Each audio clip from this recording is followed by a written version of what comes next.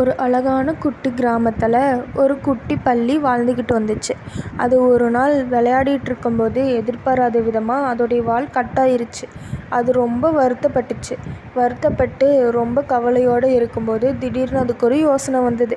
அது என்ன நினச்சிதுன்னா, நம்ம மற்றவங்கக்கிட்ட போய் உதவி கேட்போம் அப்படின்னு சொல்லி நினைக்கும்போது, ஒரு பசுக்கிட்ட போய் என்னுடைய வால் கட்டாயிருச்சு, உங்களுடைய வாலை கொடுத்து எனக்கு உதவி பண்ண முடியுமான்னு கேட்டுச்சு.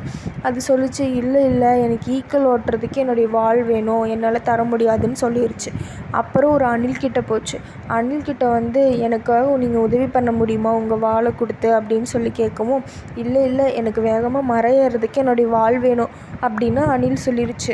அப்புறம் குதிரைக்கிட்ட போகவும், இப்படி என்னுடைய வால் கட்டாயிருச்சு, உங்கள் வாலை கொடுத்து எனக்கு உதவி பண்ண முடியுமா அப்படின்னு சொல்லி கேட்கவும், இல்லை நான் வேகமாக ஓடுறதுக்கு என்னுடைய வால் வேணும் அப்படின்னு சொல்லி குதிரையும் மறுத்துருச்சு.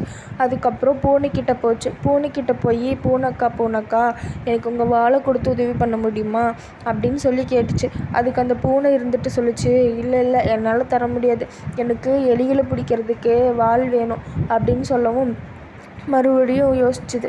மறுபடியும் போய் நாய்க்கிட்ட கேட்டுச்சு. நாய் என்ன சொல்லுச்சுன்னா, இல்லை எனக்கு வேணும், எனக்கு பூனையை பிடிக்கிறதுக்கு வால் வேணும், என்னால் தர முடியாது அப்படின்னு சொல்லிடுச்சு.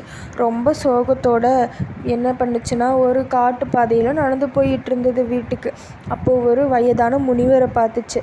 அவர் கேட்டார், என்ன ஆச்சு பள்ளி, ஏன் சோகமாக இருக்க அப்படின்னு சொல்லி கேட்கும்போது, இப்படி என் வால் கட்டாயிருச்சு, எல்லாருக்கிட்டேயும் உதவி கேட்டேன், எனக்கு யாருமே உதவி பண்ணலை அப்படின்னு சொல்லவும், அதை கேட்டு சிரித்தார். இதுக்காக எதுக்கு நீ கவலைப்படுற, இன்னும் கொஞ்ச நாள் உனக்கே வால் வளர்ந்துரும் அப்படின்னு சொல்லவும், அதை கேட்டு பல்லி ரொம்ப சந்தோஷப்பட்டுச்சு. கொஞ்ச நாள் போனதும் முன்னே இருந்ததை விட நீளமான வால் பல்லிக்கு வளர்ந்துருச்சு.